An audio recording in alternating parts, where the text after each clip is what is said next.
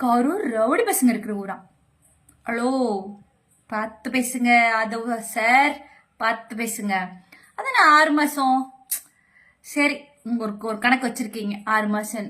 அதாவது என்னெல்லாம் நீங்க சுத்தி வளைச்சு பிளான் பண்ணாலும் மக்கள் மனசுல மக்களுக்கு நீங்க ஒரு விஷயம் தெரிஞ்சுக்கோங்க மிஸ்டர் ஆதவ் அர்ஜுன் சார்.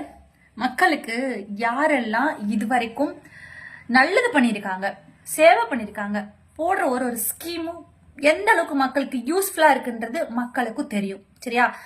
நீங்க நீங்க உசுபேத்தி உசுபேத்தி உசுபேத்தி விஜய் அண்ணாவை எந்த நிலைமைக்கு நீங்க இப்பயே ஆளாக்கி வச்சிருக்கீங்க. அதுன 30 நாள் அண்ணா அமைதியா இருந்தனால அமைதியா இல்ல, நீங்க அமைதிப்படுத்திட்டீங்க அவரை. அவர் பாட்டுக்கு கம்முன்னு ஏதோ இருந்தவரை கொண்டாந்து உசுபேத்தி உசுபேத்தி உசுபேத்தி கொண்டாந்து அவரை ஏதோ ஒரு வழி பண்ண போறீங்கன்னு தெரியுது. சரி, ரைட்டு, பார்ப்போம். நீங்க சொன்ன மாதிரி 6 மாசம் வெயிட் பண்ணி பார்க்கலாம் என்ன நடக்குதுன்னு. நாங்க பாட்டுக்கு அமைதியா நாங்க உண்டுன்னு எங்க வேலை உண்டுன்னு இப்ப பார்க்க ஆரம்பிச்சிருக்கோம். திரும்ப செந்தில் பாலாஜின்ற பேரை சொல்லி சொல்லி எங்களை வெறுப்பேத்துறன்ற பேர்ல உங்களை நீங்களே அசிங்கப்படுத்திக்கிட்டே இருக்காதீங்க மிஸ்டர் ஆதவ் சார். சரி, இப்போ உங்களுடைய பேச்சுக்கள், உங்களுடைய நடவடிக்கைகள்லாம் எப்படி இருக்குன்றது மக்களும் நோட் பண்ண ஆரம்பிச்சிருக்காங்கன்றது கொஞ்சம் புரிஞ்சுக்கோங்க. ஏன்னா ஆதவ் அர்ஜுன் சார் யாரு அப்படின்றது எல்லாத்துக்கும் இப்போ புரிய ஆரம்பிச்சிருக்கு. நீங்க பாட்டுக்கு இருந்தீங்க, இப்போ தெரிய ஆரம்பிச்சிருக்கு மக்களுக்கு. ஏன்னா வன்முறை புரட்சி, வன்முறை புரட்சி அப்படின்னு சொல்லிட்டு நீங்க மைண்டுக்குள்ளார அப்படியே வச்சு வச்சு வச்சு வச்சு நீங்க ஒரு மாதிரி சின்ன வயசுல இருந்தே ஒரு சைக்கோ மாதிரியான ஒரு கேரக்டர். அங்க இருந்து நீங்க அந்த வன்முறையில இருந்து வெளியே வரணும், மனதளவுல ரொம்ப பாதிக்கப்பட்டிருக்கீங்க. ஸோ அந்த விஷயத்துல இருந்து நீங்க வெளியில வரணும். நீங்க ட்ரீட்மெண்ட் எடுத்தது வரைக்கும் கூகுள்ல கிடைக்குது. சரிங்களா? ஸோ அதனால ஆதவ் அர்ஜுன் எந்த அளவுக்கு மைண்ட்ல தமிழ்நாட்டு ஃபுல்லா ஒரு கலவரம் வரணும், ஒரு வன்முறை வரணும் அப்படி சொல்லிட்டு ஜெய் ஜெண்டா அப்படின்ற மாதிரி நீங்க பண்றது எல்லாமே மக்களுக்கு தெரிய ஆரம்பிச்சிருக்கு. நான் கேக்குறேன், இந்த தாய்மார்கள்லாம் கொஞ்சம் இந்த இடத்துல கவனிச்சு பார்க்கணும். என்னன்னா, அவன் பாட்டுக்கு உசுபேத்து விட்டு அவங்க பாட்டுக்கு போயிடுவாங்க. ஓகேங்களா? என்னன்னா ஆதவ் அர்ஜுன் சார் அவங்க குடும்பத்துல உள்ளவங்களை கொண்டாந்து இதுல ஈடுபடுத்தல. ஃபர்ஸ்ட் அதை நீங்க தெரிஞ்சுக்கணும் தாய்மார்களே. உங்க பசங்களை உசுப்பேத்து விட்டு பிரச்சனையை கிளப்பி விட்டு இன்னைக்கு உயிர்களை இழந்து நிக்கிற மக்கள் இருக்காங்க பாத்தீங்களா? இவங்க என்ன பண்ணுவாங்க? காசு தூக்கி போட்டு போயிட்டே இருப்பாங்க.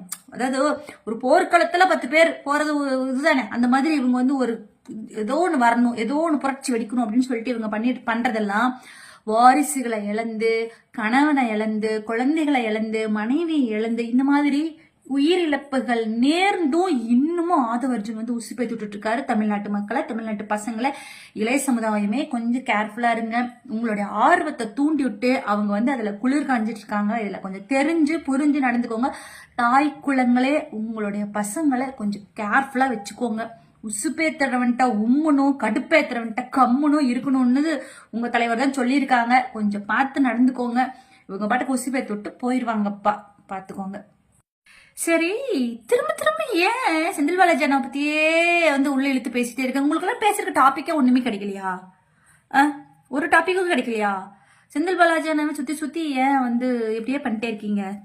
நாங்களாம் அமைதியா இருக்கணுமா? நீங்க செந்தில் பாலாஜி அண்ணா பத்தி என்ன வேணாலும் பேசுவீங்க, மைக்கு கிடைச்சா போதும் என்ன வேணாலும் பேசுவீங்க. நாங்க அமைதியா இருக்கணுமா? சொல்லுங்க. நாங்க பேசணும்னா உங்களுடைய விர்ச்சுவல் வாரியர்ஸ் எங்க இருந்தா கண்டுபிடிக்கிறானுங்களோ இந்த வார்த்தையெல்லாம் அப்படிதான் பேசுவாங்க. அவ்வளவுதான் அவங்களுக்கு நாலேஜ். அவங்கள பத்தி நாங்க கவலைப்பட மாட்டோம். சரியா?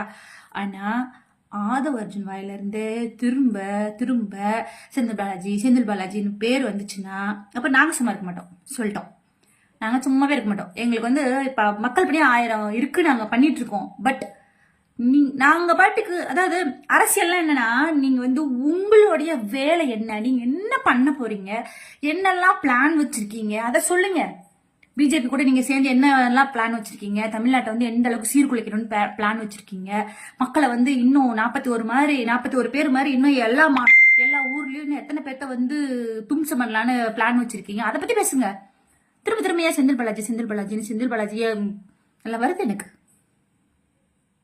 பாத்துக்கோங்க ஆதவ் அர்ஜுன் சார். நாங்களா இருக்கோம் கரூர்ல. விஎஸ்பி படை பத்தி உங்களுக்கு தெரியாது. நாங்களா இருக்கோம். கொங்கு மண்டலமே இருக்கு விஎஸ்பி படை. ஓகே, விர்ச்சுவல் வாரியர்ஸ் இல்ல, தொண்டர்கள். விஎஸ்பியின் படை ஃபயரா இருக்கும், பாத்துக்கோங்க. கேர்ஃபுல்.